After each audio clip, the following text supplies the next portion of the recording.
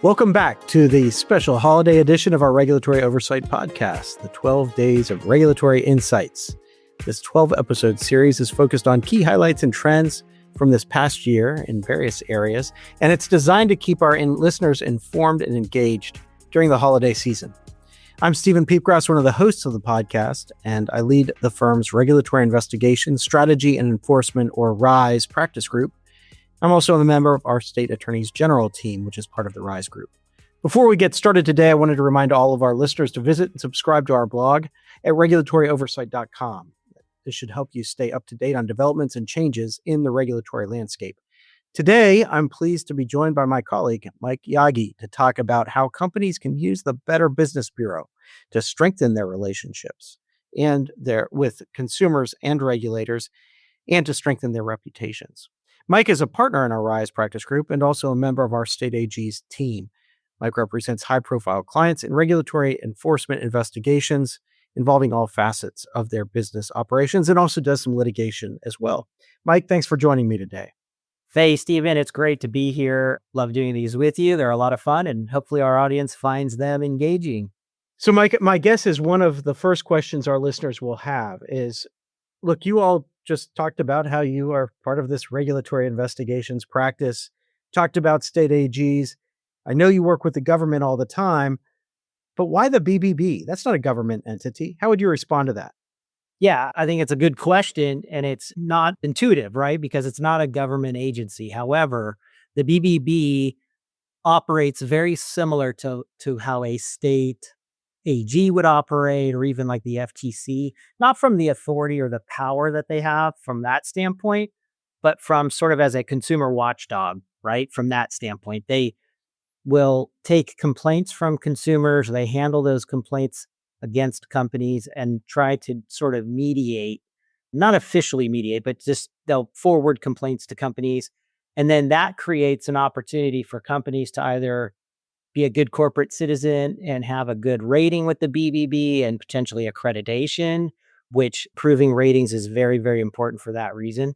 And it really is important to engage there because if you're a company that has a lot of BBB complaints and a lot of consumers that are reaching out to the BBB and you're not handling those correctly and your rating goes down, that's a trigger for regulators to look at issues that they may want to inquire about. So it's a great area for regulators.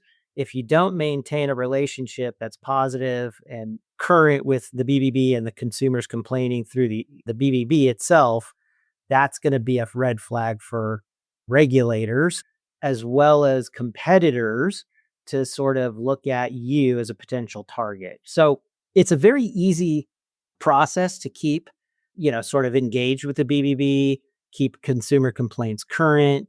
It's a simple process, which we've talked about in prior podcasts, how to make your rating, keep a good rating. You have to have a B or higher in order to have BBB accreditation. So essentially being accredited and having a good grade is demonstrating to the marketplace that you're a good corporate citizen, you're addressing consumer questions or inquiries, and you're sort of saying, hey, there's no reason to look at us regulators or competitors.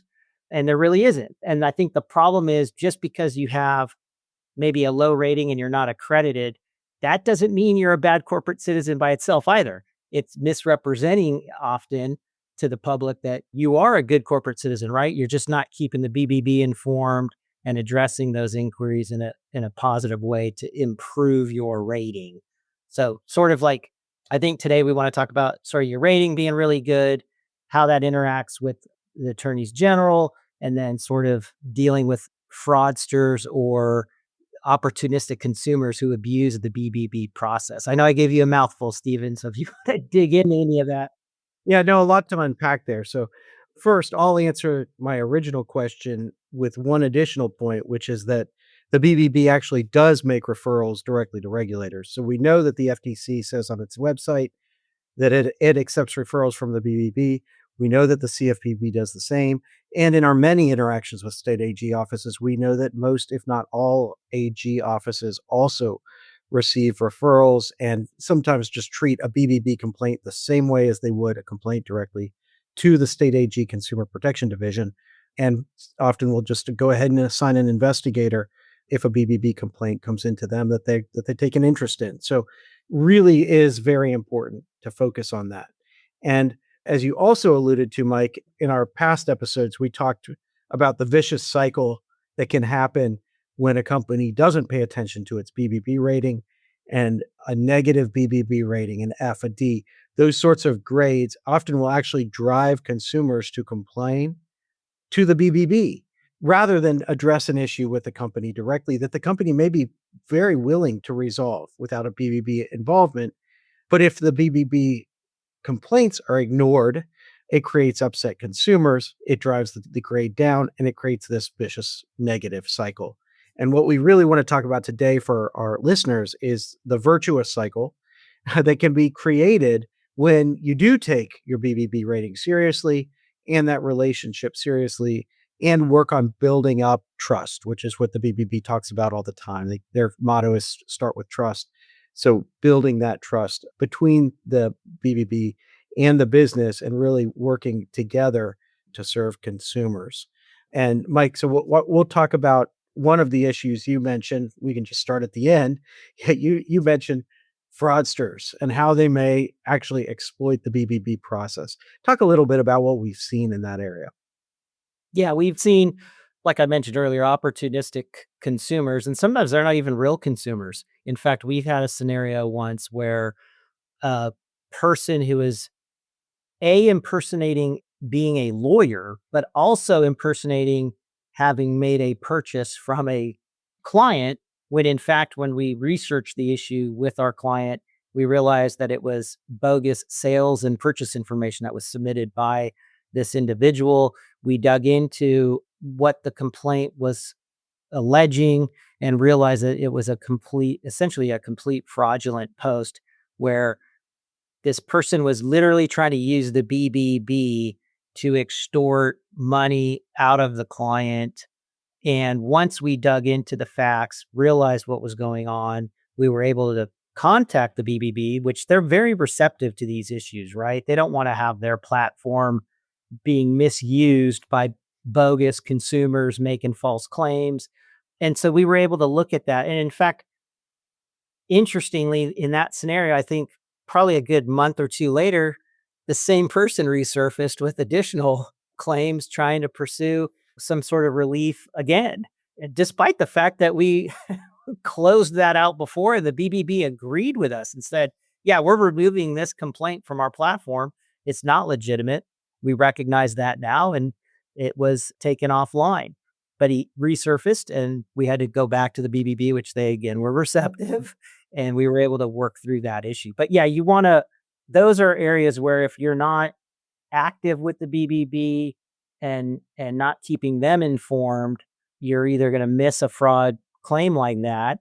And if you're not engaging with the BBB, you have a bad scenario where it's not even true, but it could have an adverse impact on your rating. And that's the goal, is you want to just avoid having a bad rating. And most clients and companies, it's not good business to have a lot of dissatisfied customers. So no one goes to the marketplace with the intent to have a bunch of unhappy customers. So most, if not all, companies are already engaging with their customers. It's just that extra step to say, hey, BBB, we've resolved this issue, right? Because we've seen scenarios where companies will address issues with consumers, but not keep the BBB informed. And you take a negative hit on your rating, which is an adverse impact in the marketplace when there shouldn't be one because you are doing what you're supposed to do.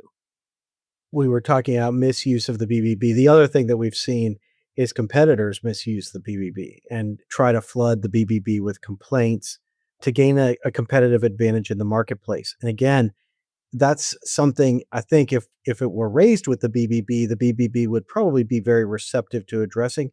They don't want to be misused. They really do want to be viewed as an honest broker, which is what they tried to be. And it doesn't benefit anyone to have the BBB ratings or complaint system manipulated. And unfortunately, it is something we've seen and something just to be aware of if you're a company closely watching your BBB rating.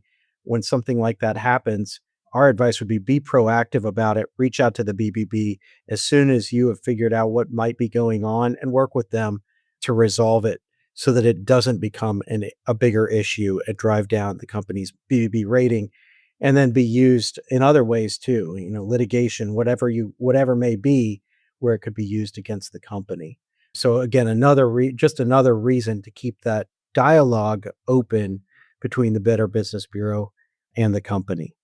And I want to add to that the BBB is very committed to that process, right? They want to get it right, and in our experience, they've been very good in doing enough due diligence, listening to us, reviewing what we present, and really getting to the bottom of some of these scenarios and saying, hey, if we need to make a change, we're going to make that change, because they too want to make sure, like you said, Stephen, their platform, they have a great reputation to maintain. And in our experience, they're very active in maintaining that reputation. So it's mutually beneficial to stay engaged and to avoid all those issues. One of the areas that we both work in a good deal is representing companies that are being investigated by state attorneys general. And this is one additional area where I think it might be helpful to talk a little bit about how does that virtuous cycle of creating a good BBB rating and reputation because of the way you handle customer complaints and issues, how can that be used? And one area I've seen is the BBB rating and the way that the consumer responses to consumer complaints are handled carries with it weight. It carries with it both the potential for negative weight. It's something that we know the AGs will point to and say, well, we looked at your BBB rating and we see this same pattern. But it can also carry positive weight to be able to go into an AG's office that may say, well, we think there's an issue here, and say, well, in fact, if you look at the BBB rating, consumers are very happy and they're not raising this issue. And in fact, this company has an A+ rating, whatever that positive rating may be. Again, it just helps in that conversation to contextualize who the business is and show that actually they really are a good corporate citizen. They're not some sort of a pariah that deserves to be investigated and reprimanded. Yeah, no, that's right. And to put a finer point on that, we have often, when dealing with state AG investigations, for example, and working with clients and looking at client complaint information vis-a-vis complaint information shared by AGs and state and federal regulators, we've often, when there's a bad rating and you're not accredited, you see a lot of that in a lot of the consumer complaints that are lodged with regulators, right? They're going to complain about what their experience was, and then they're going to throw in there as well, and not to mention, they have an F rating and they're unaccredited. They're a horrible organization. It just feeds the fodder for those claims, right? And then the referral, like you noted earlier, where the BBB will refer things to regulators, or they're open to receiving those referrals. It all sort of creates a confluence of a problem, even when there's no problem really there, right? That's why I keep saying companies often are doing the right thing. But if you're not also focused on maintaining a good rating and accreditation, you're going to see those problems surface in these regulatory matters. So it's always better to avoid that, be able to, your point, Stephen, point out to the regulators. Yes, you may have received some inquiries or some issues from consumers, but that's not a pattern in practice. There's no open issue here. Our client handles those issues. We could explain how they handle them. We could point to the good rating with the BBB as well as the accreditation, which demonstrates, like you said, they're good corporate citizens. They're trying to address issues. They're trying to make right by consumers who may have not had, the best experience. There's no such thing as perfect. And even regulators recognize there's nothing perfect. You're always going to have complaining customers, but it's sort of how you handle it.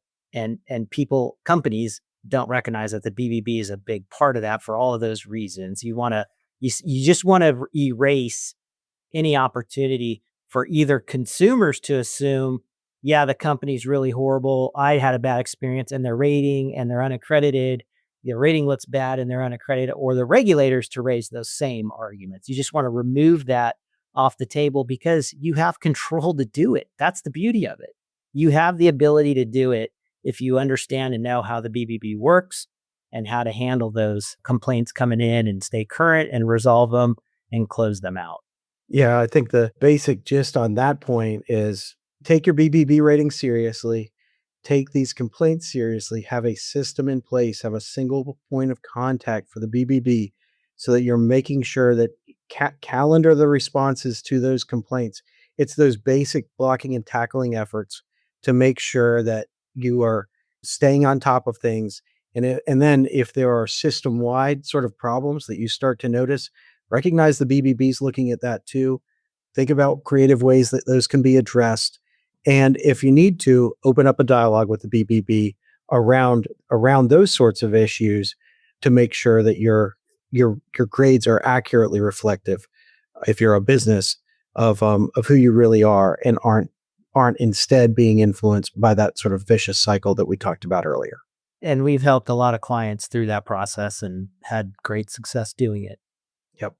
Well, Mike, it's been great to talk with you. I hope our listeners enjoyed this additional insight into the BBB. And I want to thank the audience as well for tuning in to this special holiday edition of our Regulatory Oversight podcast. Please tune in to the next episode as we continue the 12 days of this podcast series. And make sure you subscribe to this podcast, either through Apple Podcasts, Google Play, Stitcher, whatever platform you choose. And we look forward to having you join us again next time. Copyright Troutman Pepperlock, LLP. These recorded materials are designed for educational purposes only. This podcast is not legal advice and does not create an attorney-client relationship. The views and opinions expressed in this podcast are solely those of the individual participants. Troutman does not make any representations or warranties, expressed or implied, regarding the contents of this podcast. Information on previous case results does not guarantee a similar future result. Users of this podcast may save and use the podcast only for personal or other non-commercial educational purposes. No other use, including without limitation, reproduction, retransmission, or editing of this podcast may be made without the prior written permission of Troutman Pepperlock. If you have any questions, please contact us at troutman.com.